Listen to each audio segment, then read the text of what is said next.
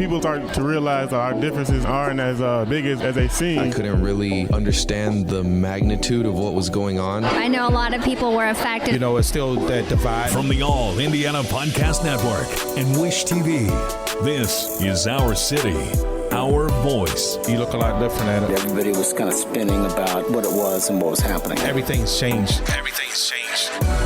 As Wish TV celebrates Black history, we head to Indiana's first Freetown. Black Civil War veterans established the historic Norwood neighborhood on the southeast side of Indianapolis. It's a testament to its founders' tenacity. News 8's multicultural reporter Katira Winfrey introduces us to descendants and community members dedicated to maintaining its history.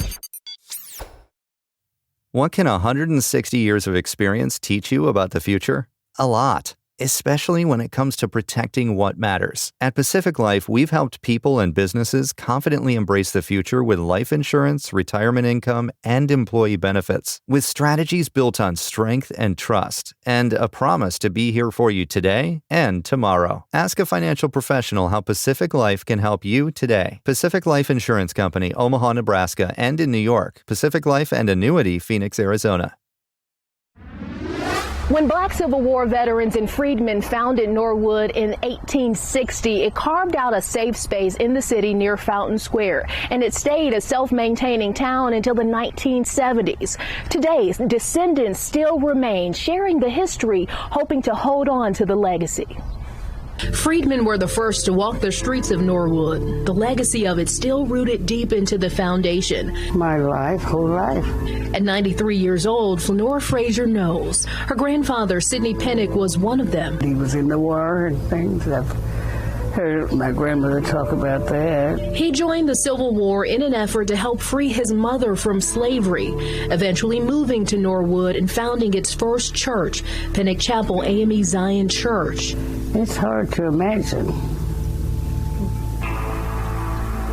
We didn't have much, but we were happy. Back then, Frazier says, as a self-maintaining town, you came to rely on your neighbors for maintenance, guidance, food, and family. Family.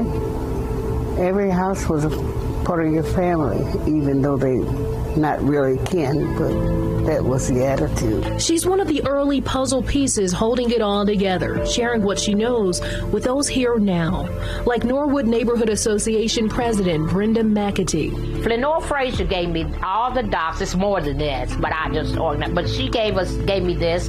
She moved here in 1969, just before the town merged with the city of Indianapolis. A year later, in 1970, they welcomed paved streets and sidewalks.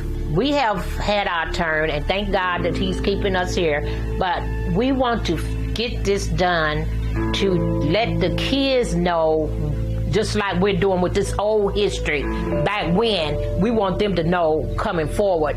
McAtee has been a voice of advocacy for the community since then. I love what I'm doing. I love the neighborhood. Spearheading improvement efforts alongside city leaders in order to maintain the neighborhood's historical integrity while building it up for the current generation. We need to go forward, not backwards. So that is what we're doing. We're going forward to improve the neighborhood, to make it a neighborhood where people can come and feel comfortable. She's been working alongside the Department of Metropolitan Development and the work they're doing to support the community. Lorenzo Giple is Deputy Director of Planning, Preservation, and Urban Design. Norwood is a community that functioned as its own town for the longest time.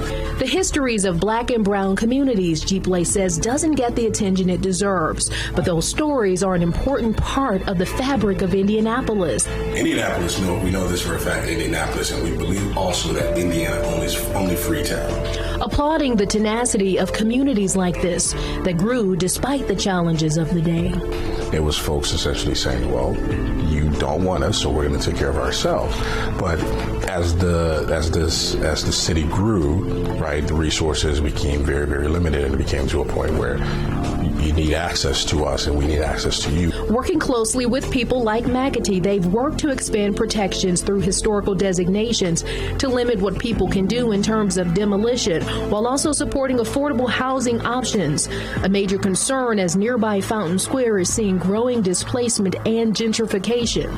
There are active efforts, like I said, first of all, to protect the community.